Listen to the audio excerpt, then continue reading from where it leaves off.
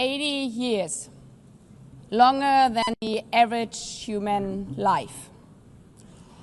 This anniversary of the United Nations should have been a moment of celebration. But this is not an ordinary year. Just look at the state of our world, as the Secretary General described. Thousands of orphans in Gaza are wandering around the rubble, eating sand, drinking contaminated water.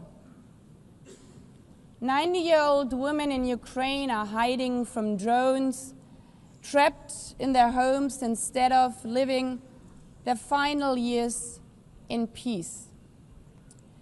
Children in Haiti, too afraid to walk to school, afraid they might be gunned down by gangs like their friends. And for every conflict and tragedy that seizes the headlines, there are so many more that are forgotten, lost to the news cycle. Like women in Democratic Republic of the Congo, shielding their daughters from armed groups, fearful they might be raped. And Rohingya children spending their whole childhood in tattered tents, unable to remember what their home looks like. Faced with these realities, now is not the time to celebrate, but to ask ourselves, where is the United Nations? Distinguished heads of state and government, Mr. Secretary General, Excellencies, ladies and gentlemen, people out there in the world watching us. Clearly, we have to do better. But what we should not let cynics allow to weaponize these failures, to argue that our institution is a waste of money, outdated, irrelevant. When the principles of the Charter are ignored, is it the UN that has failed? When tanks rolled into Ukraine, was it because Article 2 of the Charter is not clear enough about sovereignty and territorial integrity?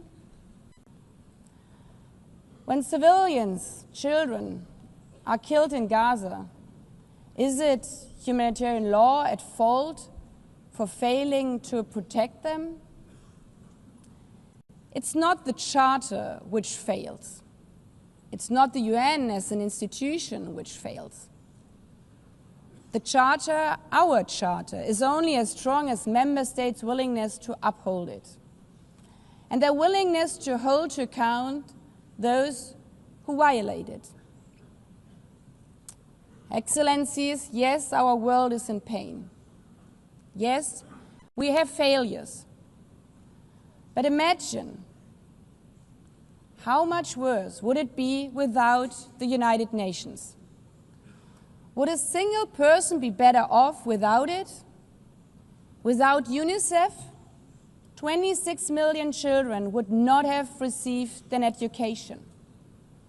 Without the World Food Programme, nearly 125 million people would have lacked life-saving food assistance. Without the World Health Organization, over 1 billion vaccines would not have been supplied. Sometimes we could have done more, but we cannot let this dishearten us. If we stop doing the right thing, evil would prevail. This 80th session is not about big celebrations. It's about finding the resolve not to give up, the resolve to be better together, just as our predecessors did 8 decades ago. This institution was born in a world on fire and desperate for reprieve. 750 million, nearly a third of humanity back then, still under colonial rule.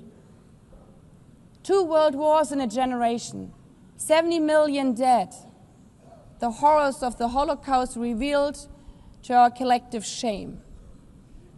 This was a generation that knew almost nothing but suffering and despair. The signing of the Charter in 1945 gave hope to millions, gave us a North Star that guided our path from the ashes of war, helped guide nations from colonial rule into independent states, helped end apartheid. Across the decades, the United Nations has been a compass pointing toward peace, humanity, and justice. We have not always succeeded, but the story of this institution is not a story of easy victories. It's a story of falling and rising, of pulling ourselves and each other back up and trying harder. We gather here for the 80th time, not for empty celebration, not out of ritual, not to hear our own voices. We gather to prove that this institution matters, and that through this institution, every nation represented here, no matter how big or small, can summon again the strength and unity first shown in San Francisco 80 years ago. The courage and resolve of world leaders who, even while some called them back then naive, believed they could build a better world from the wreckage of the old. They showed then what true leadership is. It's not about imposing your will or putting others down. True leadership is about lifting others up, not out of altruism, but for our mutual benefit, and even out of our self-interest. Because as our founders and every architect of peace since then has understood, helping others is what makes ultimately our own countries stronger. Could any state have faced the global pandemic alone? The virus did not have any passport. We were only able to solve it at the end with the support of the World Health Organization. The climate crisis does not stop at borders. CO2 emissions anywhere affect people everywhere. Even the wealthiest cities in the world cannot shield themselves from wildfires. And imagine coming here by plane. How safe would you feel to step into the next airplane if there were no International Civil Aviation Organization anymore, which is responsible for setting safety regulations for 5 billion passengers each year?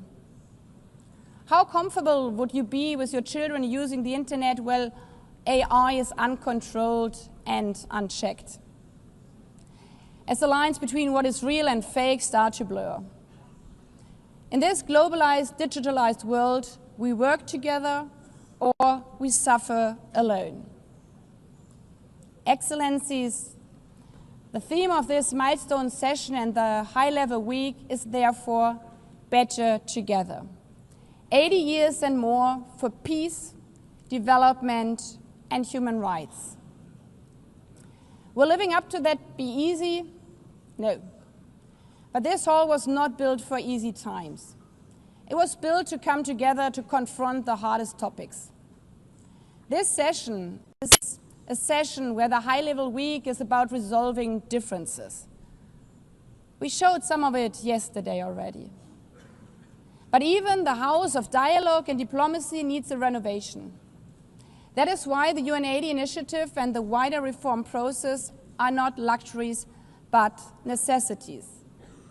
We are literally now at a crossroads, a make it or break it moment, politically, financially. Therefore, we have to deliver a United Nations that is agile, cost-effective, and fit for purpose. Member states have to give the Secretary General and this process their full support, because reform cannot stop in New York. It must carry through to every capital. That includes delivering the Pact for the Future and accelerating progress on the Sustainable Development Goals. Again, this is not about charity. It's about addressing the core purposes of this institution, about strengthening our foundations across all three pillars: peace and security, human rights, and sustainable development. They are inseparable. Leaving hundreds of millions trapped in extreme poverty, vulnerable to crisis, and denied their human rights is not only a moral failure, it's a recipe for global unrest, terrorism, and a tragic waste of humanity's greatest resource, its people. Put it simply, without the SDGs, there cannot be lasting peace. Excellencies, our future as an institution will also be shaped by the selection of the next Secretary General. And here we must pause and reflect. In nearly 80 years, this organization has never chosen a woman for that role. One might wonder how out of 4 billion potential candidates, there could not be found a single one. Of course,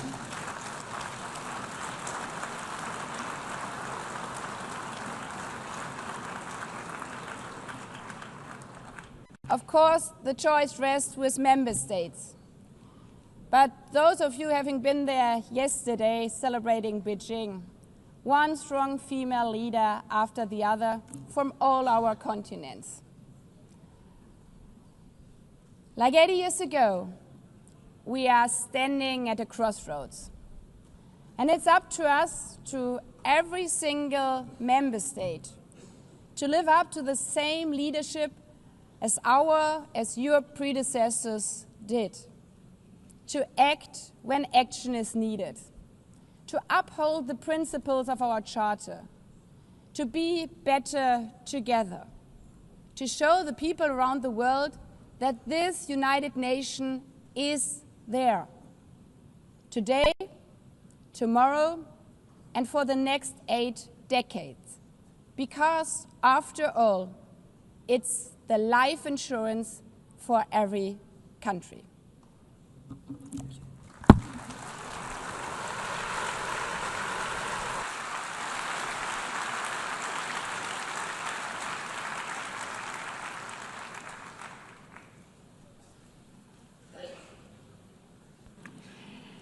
Before giving the floor to the first speaker for this morning, I would like